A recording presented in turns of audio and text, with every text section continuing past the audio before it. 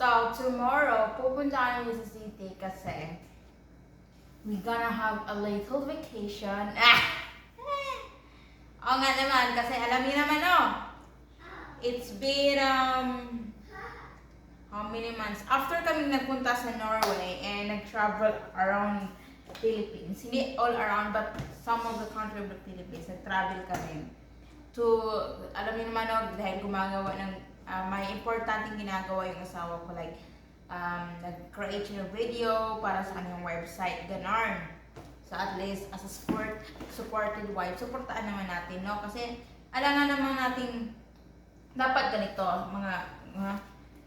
sabay tayong aangat sa buhay. So, hindi ibig sabihin na, kasi nagsisimula siya na kanyang shop. Meron siyang shop ngayon,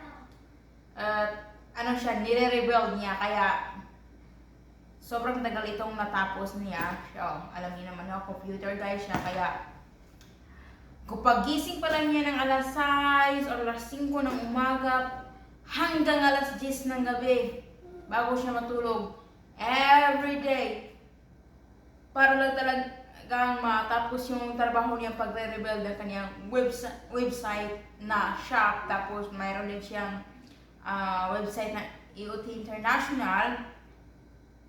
Kasi gusto niya na meron siyang trabaho through computer, kasi gusto niya kahit saan madadala niya ang trabaho niya. And para na rin din kapag mabigyan niya ng more time ang kaniyang mga pamilya, marami siyang pamilya. Pero ayun, get ready with me packing. So ayun, nagpapack ako dito sa bahay for tomorrow kasi maaga kaming babiyahe bukas. Alam niyo naman, sobrang layo kami sa city. 5 hours yung layo namin from city. So, mga 5 or 6 hours magdadrive yung asawa ko. Kasi yung asawa ko, hindi siya nagpapatakbo ng mabilis. Hindi siya nagpapatakbo ng mabilis. Nasa lang siya. Yung speed niya is 40, 45, 50. Yun ang speed niya.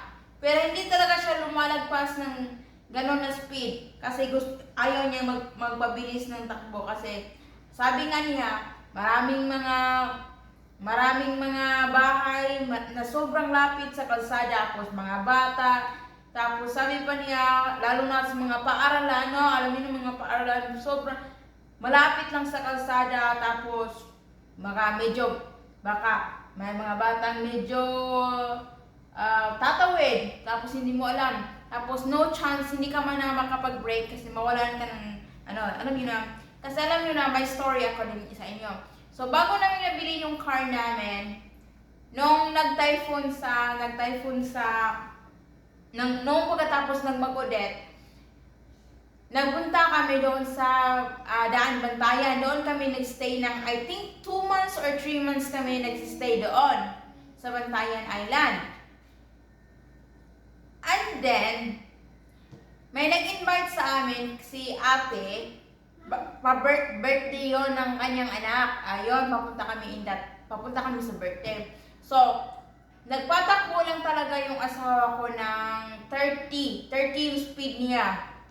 Sobrang hina lang 30 yung speed niya kasi sabi niya, hindi naman tayo nagmamadali, mag-i-enjoy lang naman tayo sa ride. So, hindi siya nagpatakbo ng mabilis. 30 lang talaga yung pinatakbo niya sa sasakyan. Alam niyo naman na doon sa Daan Bantayan, Middelyan, maganda yung kalsada nila. Sobrang maganda yung kalsada nila dito. Tapos flat, ganun, and less traffic. Alam mo ba ang nangyari that time?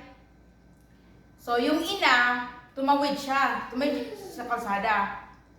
So, pagkatapos, di niya namalayan, yung bata sumunod pala sa kanya.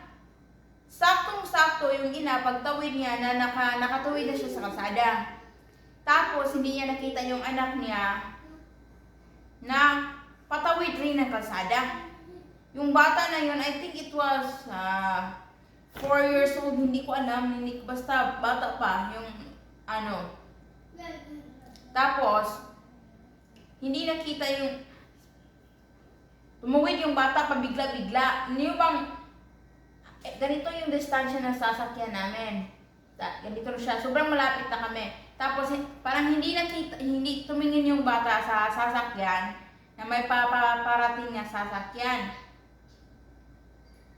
Malapit na malapit talaga siya nasagasaan ng asawa ko.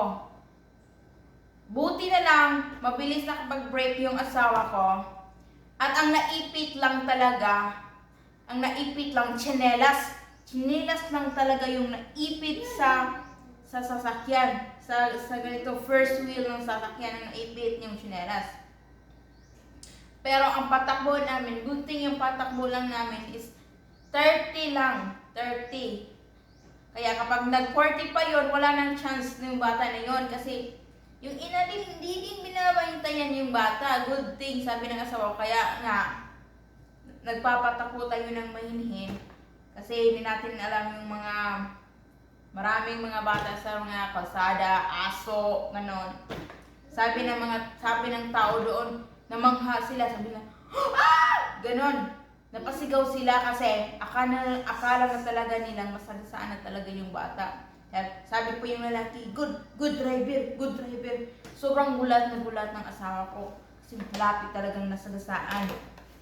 Kasi pabiglang-biglang, tumawid, yung ina naman, hindi tinignan yung batang sumama naman pala sa hindi sumama, sumunod sa kanya. So anyway, packing tayo. Tingnan nyo. Para hindi tayo maubusan ng diaper, kailangan, uuwi kami ng Monday. So, Friday to Monday kami doon. So, saktong-sakto, diaper. Magdadala tayo ng madaming diaper. Sabi pa nga ng asawa ko, bakit? Parang malapit ko nang dadalhin yung closet daw. Kasi sa sobrang dami nang dinadala daw ko. Sabi ko naman sa kanya, mas maganda yung madami kaysa less. Kaysa magkulang. Kasi ang hirap magpalit-palit pa sa tindahan. Tapos ito, the wipes. Nagdala rin tayo ng extra pack na gatas kasi hindi natin yung alam yung daan. Kung mga pangyayari, ready. Gugol ng anak ko kasi magsaswimming siya. Nag-book talaga kami ng hotel na merong swimming pool pero murahin lang naman. Sakto lang sa presyo kasi para to sa anak ko na para ma-enjoy din siya, no? Para ma-enjoy yung anak ko tapos hindi maboboard. Kailangan talaga. Tapos kanya, para sa kamay niya, pag maligo siya, ito, dalawa lagahin natin kasi hindi natin alam kung masisira yung isa. Always back up. And ito yung pang-swimming niya. Swimming. Gustong-gusto ko talaga nung ganito kasi lalo na sa mga dagat kasi hindi siya makakatihan. Ganito. Yung mga pinabili ko sa kanya. Itong isa si daddy yung nabili. Tapos jacket. Yung kapatid ko nagbili nito. Si Dayan. Ayan na nga sabi ko naman sa inyo, hindi ko gaano nagpapaano ng anak ko, nagpapadamit na sobrang maganda minsan. Kasi isang lang, mahilig kumagat. Kinagat yan, nawala ng Ayan, kasi baka yung malamig naman yung mga aircon, di ba? Lalo na pag breakfast. Grabe malamig yung nila. Tapos ito, long sleeve niya. Kung sakaling malalamigan siya, long sleeve. Yung mga long sleeve niya. Madami siyang long sleeve, Binili ko to dito sa Norway. Ayan. Nagumot pa. Okay na lang yan. Tapos, at the same time, kung sobrang maiinitan ng panahon, ito, inalhan ko siya ng ganito. May buslot na damit. Baka ba? Long sleeve din. Hindi long sleeve pa ng sando. Kasi pag mainit yung panahon, tapos manipis na pajama. Kasi itong batang ito, hindi siya mahilig magkumot kapag matulog. Kaya minsan, kung nalalamigan siya, nilagyan ko ng na yung pajama. Minsan din ayaw niya kasi lalo ngayon, sobrang init ng panahon. Ayaw niya. Siya na mismo ang magtanggal. Ayan. At yung mother nyo naman, hindi pwedeng magpapahuli. Dala rin tayo ng swimsuit. Kasi kailangan natin magbantay ng ating anak, no? Swimsuit. Bantayan natin mabuti. Nilagay ko na pala lahat ng ibang gamit ni Liam. Yung mga pants niya, may short, yung ibang yung mga pants. Tapos itong, binilhan ko talaga siya ng pajama galing Shopee. Tingnan nyo. Hindi siya mainit. Sobrang comfy niya. Tingnan nyo. Sobrang soft. Yan, lagyan natin dito. Ang aking swimsuit. Dalawa yung dinala ko. Ayan. Tapos, ang pinakamalakas kong dress. Maganda. Kasi summer ngayon, di ba? Sobrang mainit yung panahon. Charis. Di tayong dapat magpapahuli. Ayan pa. Pamalakasan. Pamalakasan damit. Tapos, yung pants.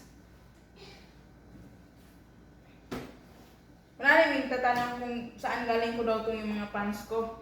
Binili ko to siya doon sa Norway kasi nung nakita ko, nag-sale yung Norway. Tapos, nung bumili ako ng pants doon, mura lang yung pants sa Norway kapag naka-sale siya. Compare sa pants dito sa ating Pinas. Unless, meron naman tayong mga mamurahing pants dito, pero ano lang siya, manipis. Ayan. Tapos, ito, konting damit, huwag damihan. Ayan.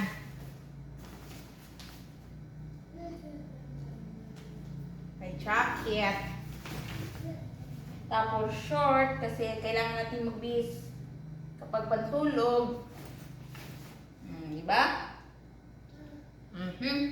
Yung mga tibak, lagay.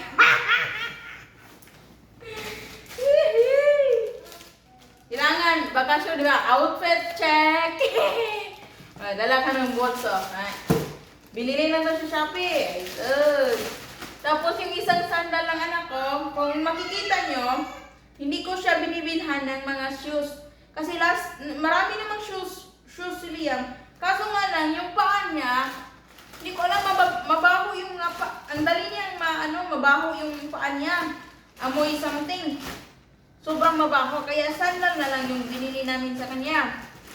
Kahit ano pa, kahit lagi, yung medyas niya, new, kahit yung medyas niya, nilalabhan mo pa, ay, mabaho talaga yung paa niya. Umiiyak na. Ikaw na mag-ayos niyan. What's your problem?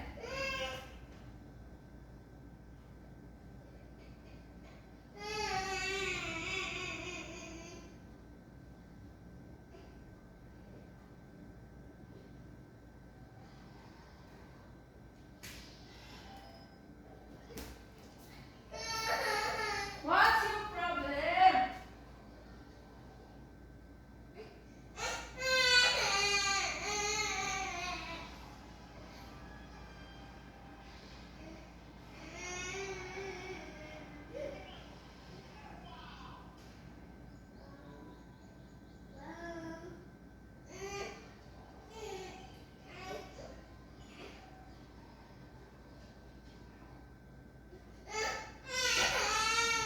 What do you want?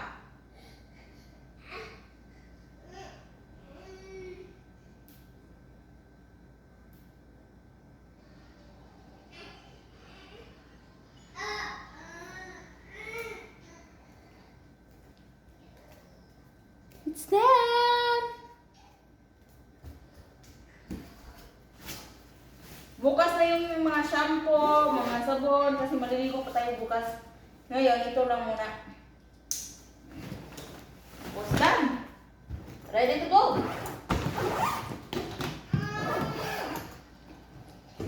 Parang mag-abroad.